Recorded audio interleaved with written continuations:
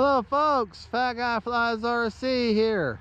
If you can see it over that sun, is that coming down the runway is the Tecnam 2010 by Arrows RC, and she is a plug and play plane. Let's get our control surface check. I just did my range test, so we got right, we got left, we got up, we got down, got right, and we got left, and we got flaps. That's landing flaps. There's takeoff flaps, and there's flaps up. So we got no wind, no wind, no wind. Look at that flag right there. Nothing. No wind, wet conditions because it rained, I think, in the middle of the night, and along with the dew. But she's a tricycle gear, so we're gonna go ahead and take off, put our flaps up, and we're gonna fly her all over here in this area because that wind, that sun will absolutely blind you. Absolutely blind you.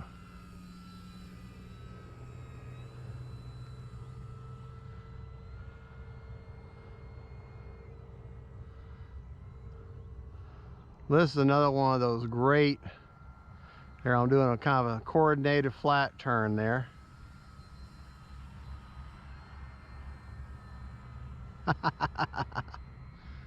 Oh, that's so fun to do. And it looks so cool to see a plane turning almost two-dimensionally like that. And that is cool. All right, you're gonna have to have some flaps because I have no wind. I have nothing to slow me down. So a little bit of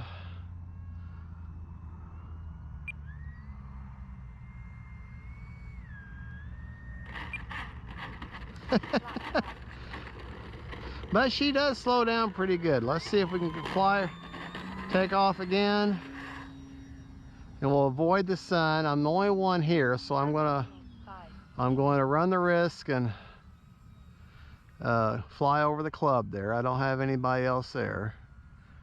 All right, we're going to land this time with no flaps. You saw that landing, same amount of throttle, this time no flaps. And a considerable difference. Very much a considerable difference there. All right. This time we'll land with takeoff flaps.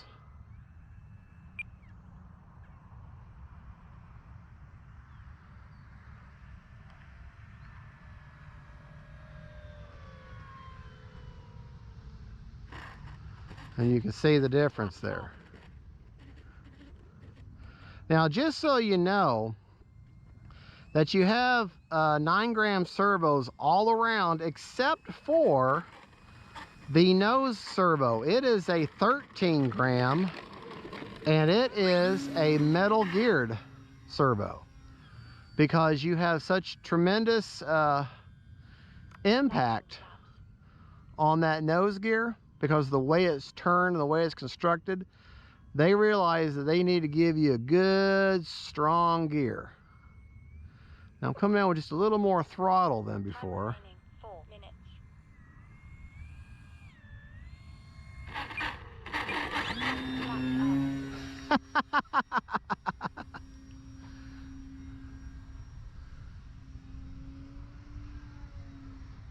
As you can see, she can be aerobatic, fly away from the sun there.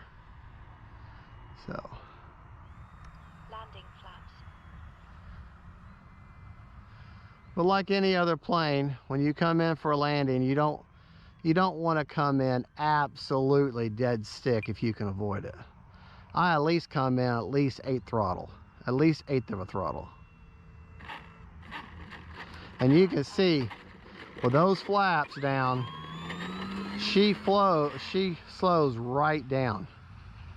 with no problem. There. Knife edge there, no problem. No problem at all. As you can see, she'll fly inverted for you. I'm just not a big fan of inverted flight. Time remaining 3 minutes. Now she doesn't have, she only has the two lights. There's the red and the red and the green navigation lights.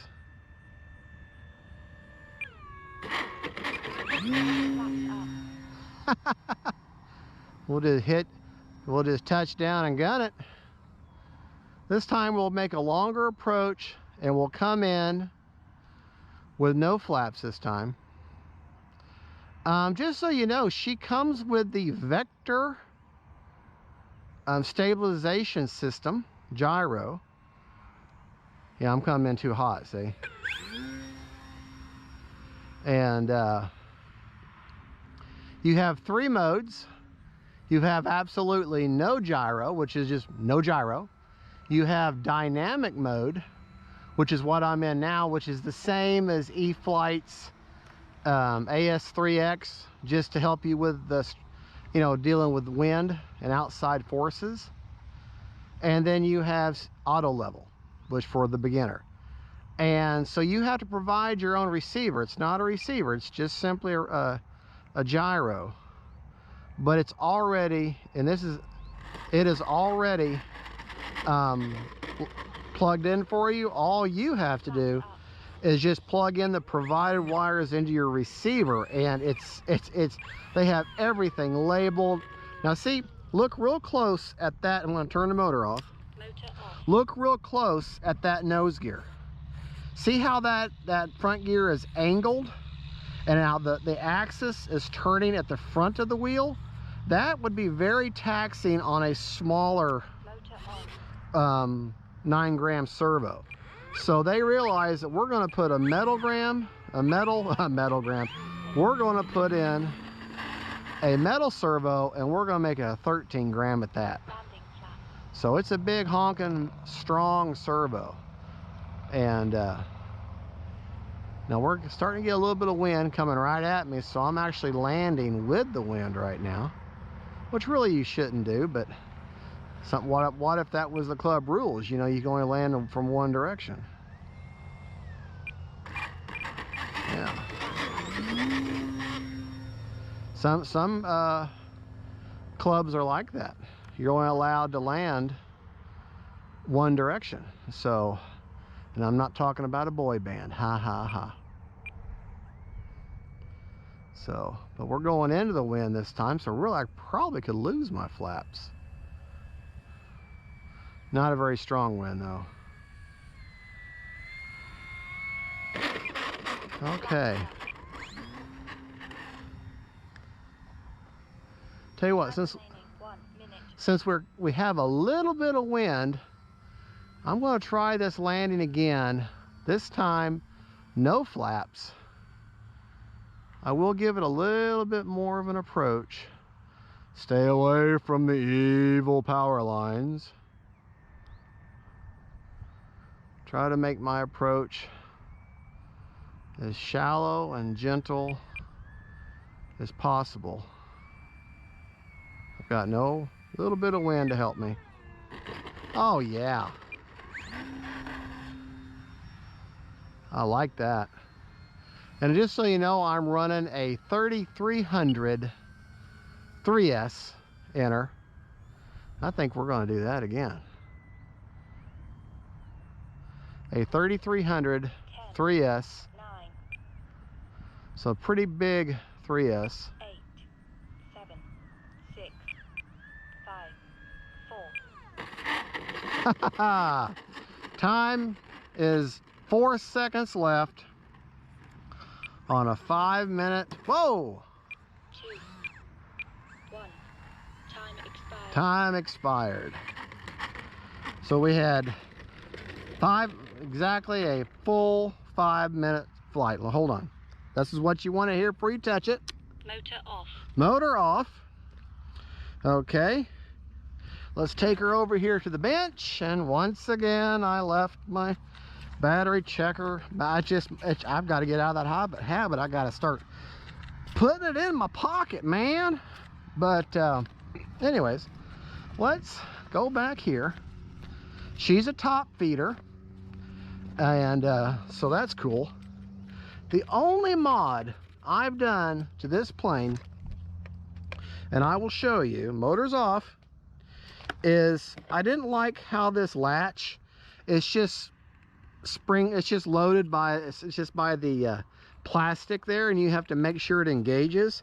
And when I first started flying it, I noticed if I had a real hard bump that it would pop up. It wouldn't come off, but it would pop up, and I was afraid it would come out. So what I did was, you pull that back, and I put some rare earth magnets and some pieces of metal right in there.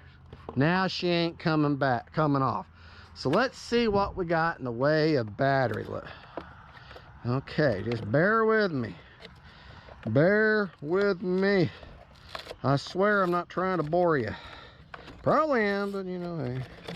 All right, like I said, that's an HRB 3300 with a 60C discharge. And 57%. 57%. You know what? I don't necessarily know if that was no, that was a 7-minute timer. 7 minutes and 2 seconds, and I still got 57%, 58% left on a 3300. Folks, this is a great plane. Absolutely great plane. Now, folks, I'm gonna tell y'all something.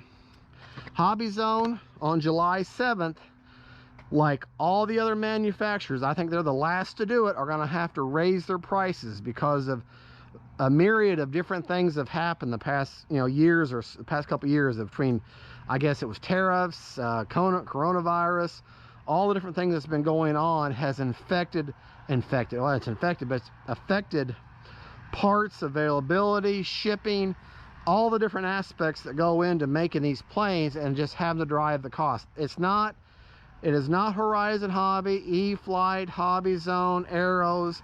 It's not them being money hungry. It's just them trying to pay their employees and stay in business to keep up with the different costs. So folks, please understand that. They're not doing it on purpose. If it was one company and no one else, then I might say, yeah. But no, it's everybody. Everyone's being affected. But my point is, until July 7th, most of the Arrows RC planes are staying at their original price, but they're all going to go up 10 to 20%. Maybe not quite that much. Well, like their Trojan, their 1.1 meter Trojan that is $199 is now going to be $239 or $229. It's going to be $229. So it's going to go up $30. So what is that? 15%? Almost 20%. This one's going to go up, I think, 30. They're all going to go up. So folks, if you're in the market for a Arrows airplane, now is the time to buy until July 7th, 2021. Well, then you still get them, but you're going to be paying the newer increased price. So get on the computer, get on with HobbyZone, get on with Arrows, and get you this Tecnam 2010. They're still in stock. And a lot of their Arrows planes are in stock now. Now's the time to buy. And folks, I don't get a dime from any manufacturer. I do this because I love these airplanes and I'm excited to review them and show them to you. Folks, thank you so much for watching. This is Fat Guy Flies RC.